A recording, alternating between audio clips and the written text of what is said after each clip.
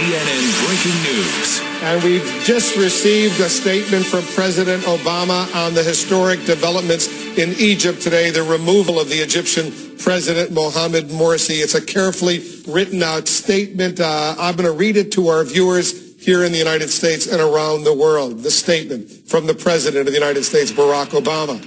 As I have said since the Egyptian Revolution, the United States supports a set of core principles, including opposition to violence, protection of universal human rights, and reform that meets the legitimate aspirations of the people. The United States does not support particular individuals or political parties, but we are committed to the democratic process and respect for the rule of law. Since the current unrest in Egypt began, we have called on all parties to work together to address the legitimate grievances of the Egyptian people in accordance with the democratic process and without recourse to violence or the use of force. The President of the United States continues. The United States is monitoring the very fluid situation in Egypt, and we believe that ultimately the future of Egypt can only be determined by the Egyptian people. Nevertheless, we are deeply concerned by the decision of the Egyptian Armed Forces to remove President Morsi and suspend the Egyptian constitution.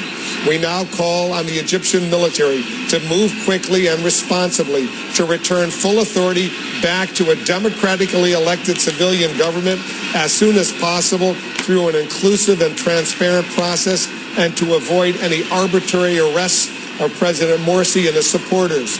Given today's developments, I have also directed the relevant departments and agencies to review the implications under U.S. law for our assistance to the government of Egypt. The President continues again. The United States continues to believe firmly that the best foundation for lasting stability in Egypt is a democratic political order with participation from all sides and all political parties, secular and religious, civilian and military. During this uncertain period, we expect the military to ensure that the rights of all Egyptian men and women are protected, including the right to peaceful assembly, due process, and free and fair trials in civilian courts. Moreover, the goal of any political process should be a government that respects the rights of all people, majority and minority, that institutionalizes the checks and balances upon which democracy depends, and that places the interests of the people above party or faction. The voices of all of those who have protested peacefully must be heard, including those who welcome today's developments and those who have supported President Morsi. In the interim, I urge all sides to avoid violence and come together to ensure the lasting restoration of Egypt's democracy. The final paragraph from the President.